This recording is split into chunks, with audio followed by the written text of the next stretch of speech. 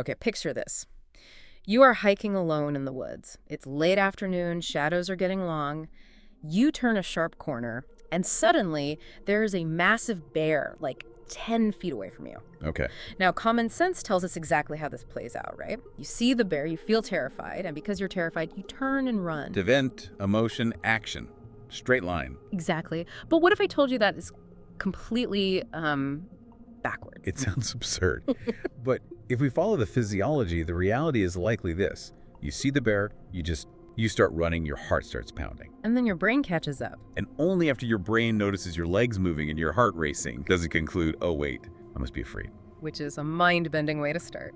Welcome to our podcast. Hi, everyone. Today we are doing a deep dive into something that dictates, well, basically every second of our lives, yet we treat it like it's just magic. We're talking about emotion. Yeah, and specifically the architecture behind it. I think for most of us, we think of emotions as these abstract, cloudy feelings that just happen to us, moods or just vibes. It's not just vibes. It is not just vibes. When you actually look at the mechanics, the neuroscience, the sociology emotion is a very rigid structural thing. It's an architecture, a machine. It is a machine. Yeah. It involves, hardwired brain circuitry, specific geometric patterns in our facial muscles, and this whole complex set of cultural rule books. So our mission today is to basically take apart that engine.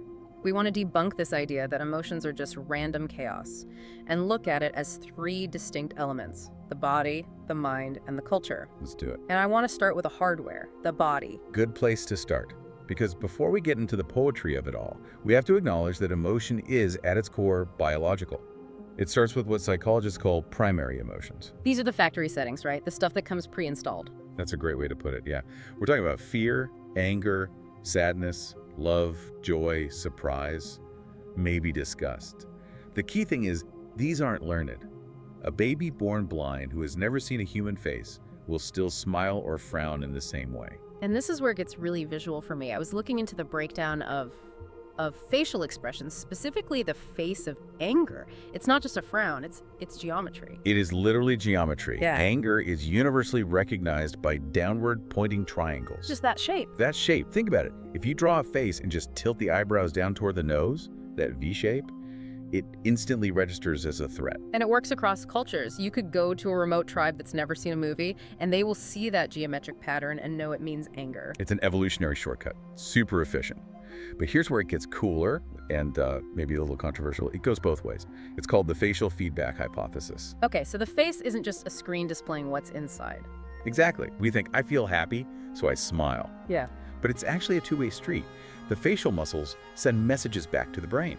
So you're saying if I force myself to smile right now, like physically crank the muscles up, I might actually start to feel a little happier? You might. Or if you furrow your brow, you might start to feel more critical. The muscles are telling the brain what the emotional state is supposed to be. It's a feedback loop. That's wild. The hardware is controlling the software, but let's go deeper into the hardware, into the brain itself, because it's pretty divided on how it handles emotion, isn't it? It is. It's lateralized. You have the amygdala, which is the famous one. That's your threat detector. Right. If you damage the amygdala, you literally lose the ability to process fear. You'd walk right up to that bear we mentioned, just curious. Which, again, would be a very short hiking trip. A very short life, yes. But then you have the prefrontal cortex. And the split here is fascinating. The left prefrontal cortex is all about the motivation to approach others. It's joy, connection. Damage the left side, you lose joy. And the right side? The right side is involved in withdrawal and escape. It's the back-off system. But, and this is the counterintuitive part, if you damage the right side, you lose the brakes. You can end up with excessive mania euphoria. You lose that sense of caution. So it's a constant balancing act, a gas and brake pedal for joy and caution. Okay, speaking of gas pedals, let's talk about the fuel. Hormones, that flood of epinephrine and norepinephrine. Right, adrenaline, that feeling of being amped up. Which brings us to a major point of contention, the lie detector. The polygraph. Yes. I mean, we all see it in movies, right? The needle jumps when they lie. And based on what we just discussed, sweaty palms, racing heart, it makes sense. The body doesn't lie. Well, hold on. You're right that the body doesn't lie about arousal. Okay. But the body is terrible at telling you why it's aroused. And that's the fatal flaw of the polygraph.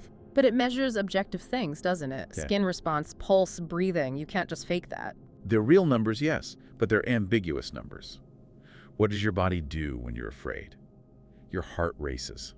When you're anxious, heart races. What about when you're just, indignant that someone is accusing you of a crime? I see where you're going. It's the same physical reaction. It is identical. The Yeah. machine cannot tell the difference between fear, guilt, anxiety, Yeah. even sexual arousal. They all just look like arousal on the paper. I saw a stat on the error rates for this, and it was shocking. Something like a huge percentage of innocent people are judged as guilty. It's roughly 45% in some studies. Think about that. A coin flip chance that the machine says you're lying just because you're nervous. That is terrifying. It is. Which is why they're inadmissible in most Yep. courts, mistaking biology for truth. Okay, that's a perfect segue. So the body is just this buzzing machine of arousal. It gives us the raw energy, but not the meaning. That brings us to part 2, the mind. This is where we get the two-factor theory of emotion. And it connects directly to the polygraph problem. The theory is basically emotion equals physiological arousal plus a cognitive label. Arousal plus label. Okay, let's make that less academic. It's very practical. Yeah. So factor 1 is the body buzzing. Factor 2 is your brain looking around and asking, why is this happening?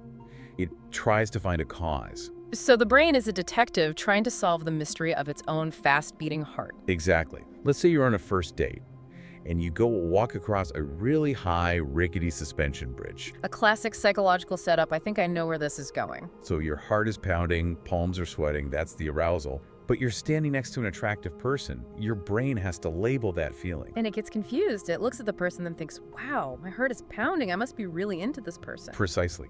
You misattribute the arousal from fear to attraction. So the advice for our listeners is, if you want a second date, go to a horror movie.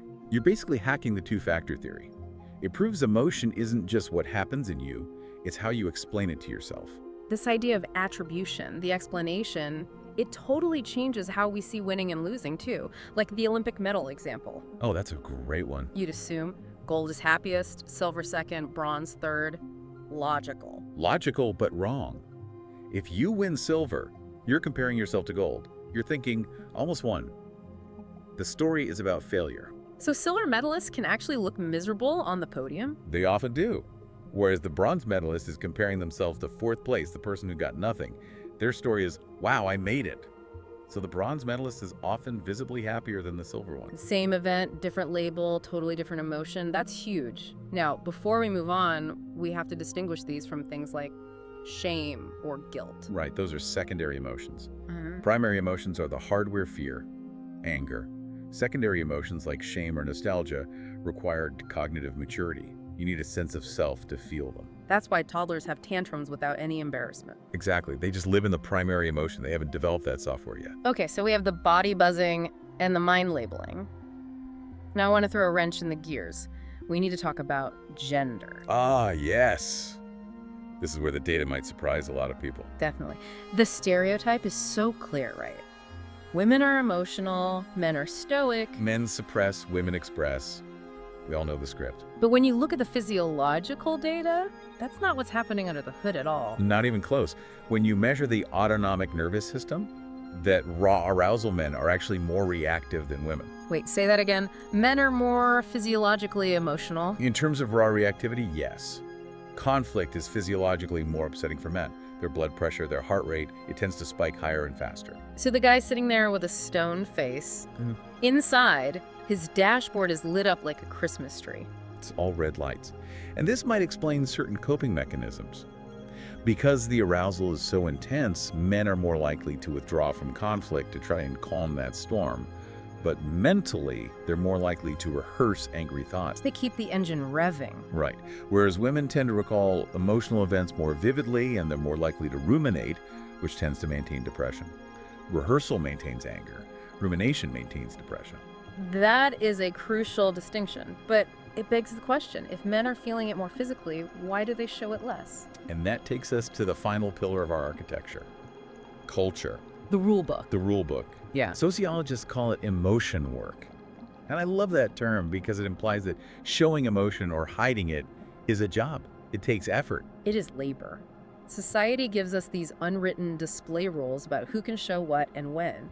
For women, the display rule is generally about warmth and happiness. They do the work of making sure everyone feels comfortable. They're conditioned to smile more, be more expressive.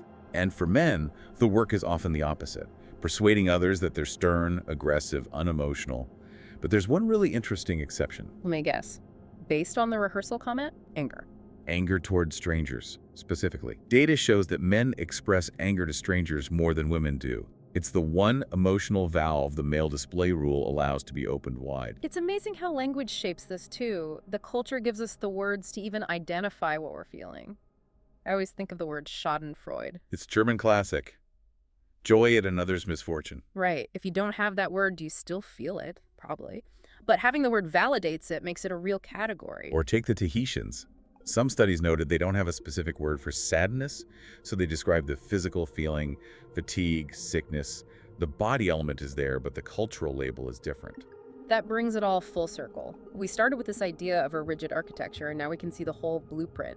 It's a synthesis. You can't just point to one thing and say that's emotion. It's a collision.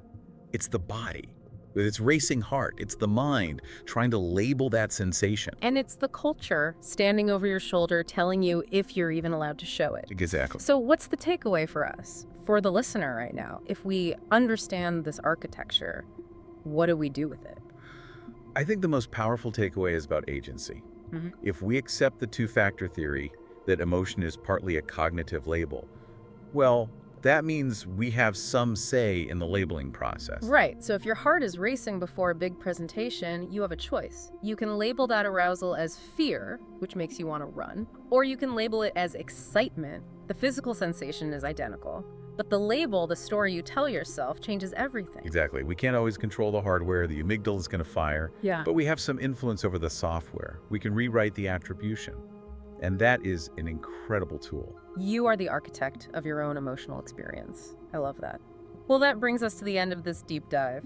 We hope you look at your next gut feeling with a little more curiosity. And a little more scrutiny. Thank you all for listening. We will catch you on the next one.